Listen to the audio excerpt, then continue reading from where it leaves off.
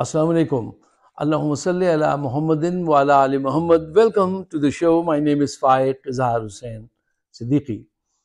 साहिबों, पिछली वीडियो को पसंद करने का बहुत शुक्रिया, उसको शेयर करने का बहुत शुक्रिया।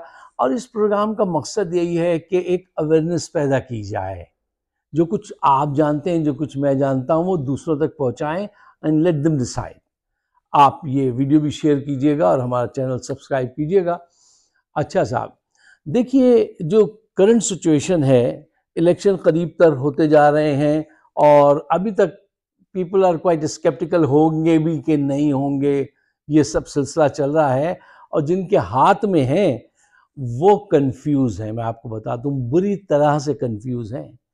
इस्टेब्लिशमेंट में ये बात बिल्कुल वाज़े तौर पे अब उन्होंने तस्लीम भी कर ली है, उसका इकरार नहीं कर रहे हैं कि Noon League is not a solution, PPP is not a solution, Imran is the only hope, is the only solution. और उससे इन्होंने पंगा लिया हुआ है। जब ये ग्रेजुअली आहिस्ता आहिस्ता बाहर आएंगे, और मेरे ख्याल में शेख रशीद साहब जो है वो उनकी मदद कर रहे हैं और उनको ये प्रोजेक्ट मेरे ख्याल में दिया गया है। और अगर वो ये करेंगे तो हम उनकी मदद करेंगे, क्योंकि पाकिस्तान अजीज़ तर होना चाहिए। किसी की अना या किसी से अकीदत, ये मैं इसका कायल नहीं हूँ। अगर शेख रशीद साहब ये काम करते हैं कि ये टेंशन ख़त्म हो तो विल वर्क, उनके साथ काम करेंगे।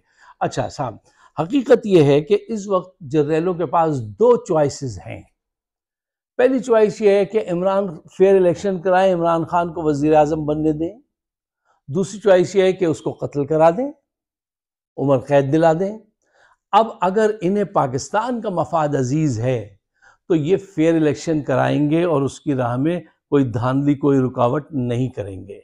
और अगर इन्हें ज़ाती अना, ज़ाती मफाद, पैसे से मोहब्बत ये अजीज़ है तो ये इसे उम्र कैद भी दिला सकते हैं और कत्ल भी करा सकते हैं, और इनके पास उसका तजुर्बा है।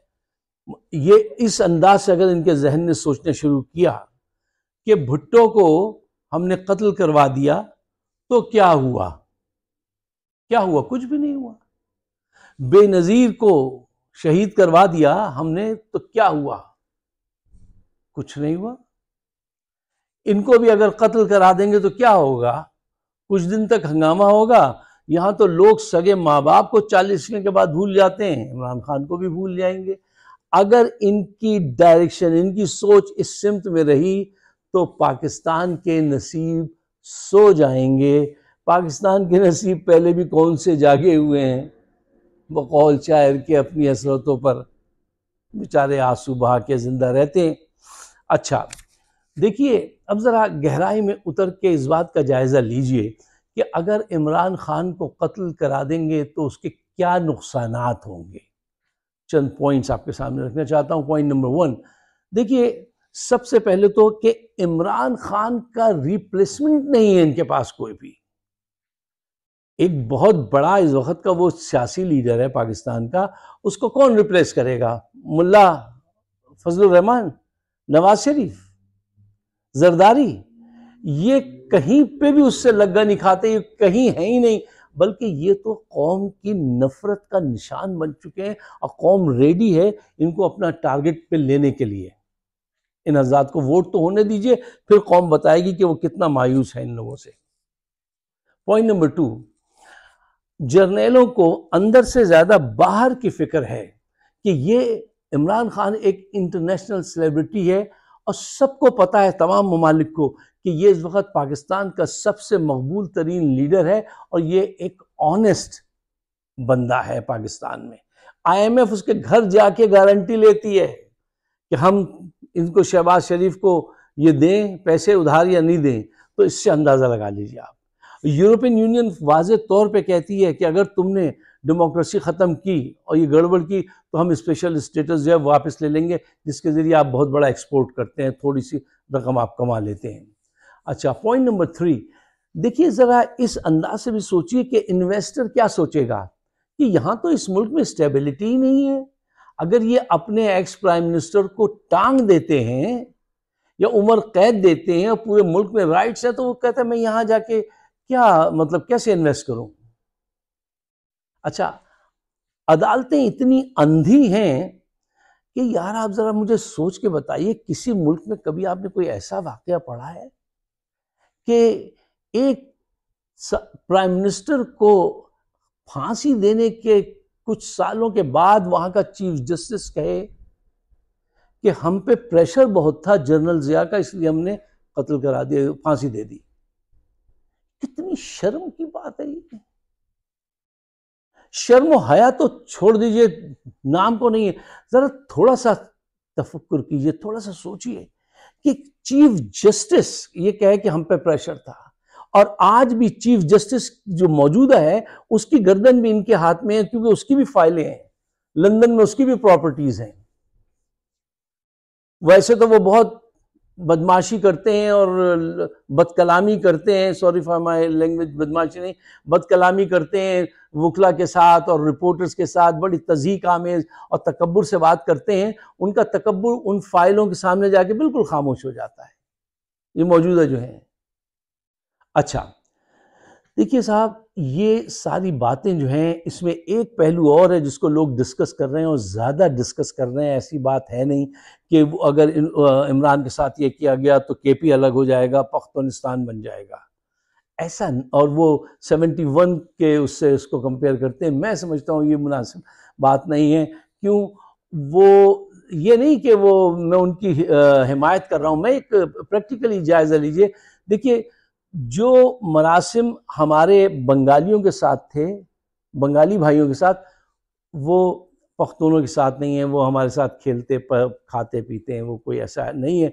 उस किस्म की नफरत नहीं है, उस किस्म के हुकूक नहीं मारे गए। हाँ, उनके लिए आप एक दरवाज़ा ज़रूर खोल देंगे हिंदुस्तान के लिए कि वो अफगानिस्तान के ज़रिए इस तहरीक को भी जिला बख्शे, इस तहरीक को भी जिला बख्शे कि आइए और यहाँ पे एक नया शोशा छोड़िए। ये हो सकता है, लेकिन ये कि वो अलग हो जाए, ये ऐसा कोई मैं नहीं समझता कि कोई ऐसी अलहदगी की तहरीक शुरू हो जाएगी। वो तो नहीं होगी, लेकिन केओस जो है वो बड़े पैमाने पे आपने शुरू कर दिया है। अच्छा देखिए, पाकिस्तान का मुस्तकबिल लोग पूछते हैं क्या होगा। मैं कहता हूँ देखिए, मुस्तकबिल उनका होता है जो मुस्तकबिल के बारे में सोचते हैं, और जो मुस्तकबिल के बारे में सोचते ही नहीं है उनका कोई मुस्तकबिल नहीं होता। फिर आप सोचते ही नहीं मुस्तकबिल के बारे में तो क्या मुस्तकबिल होगा। और मुस्तकबिल के लिए आदमी ख्वाब देखता है और आज उसकी तैयारी करता है, उस ख्वाब को अमलन प्रैक्टिकली सामने लाने के लिए कोशिश करता है। हमारे जर्नैल, हमारे हुक्मरान तो ये सोचते नहीं है कि फ्यूचर क्या होगा। वो तो सोचते हैं जो कुछ है आज हासिल कर लो, कैसा फ्यूचर, कहाँ का मुल्क, लूट मार के ख़त्म करो, जो मिल जाए वो आज ले लो। आप किसी जर्नल का इंटरव्यू कीजिए तफसीली, तो आपको पता चल जाएगा कि उसके नज़दीक न जिहाद अफजल है, न कश्मीर है, न दीन है, न दुनिया है। कम वक्त में ज़्यादा से ज़्यादा पैसा हासिल करके रिटायर होना है, अमेरिका या यूरोप में कहीं गोल्फ खेलना है और फिर ग्रैंड चिल्ड्रन के साथ एंजॉय करना है। इसके अलावा उसके नज़दीक कोई चीज़ नहीं है। ना वो मर के जन्नत हासिल करना चाहता है और ना ही वो आज एक अजीम कौम बन के उभरने में मदद करना चाहता है कौम की। उसके नज़दीक ऐसा कोई फ़िलासफ़ी नहीं है। वो सिर्फ आज में ज़िंदा है और इस लम्हे में ज़िंदा है जिसमें ज़्यादा से ज़्यादा पैसे बन सके। तो ऐसे लोगों का क्या फ्यूचर होगा।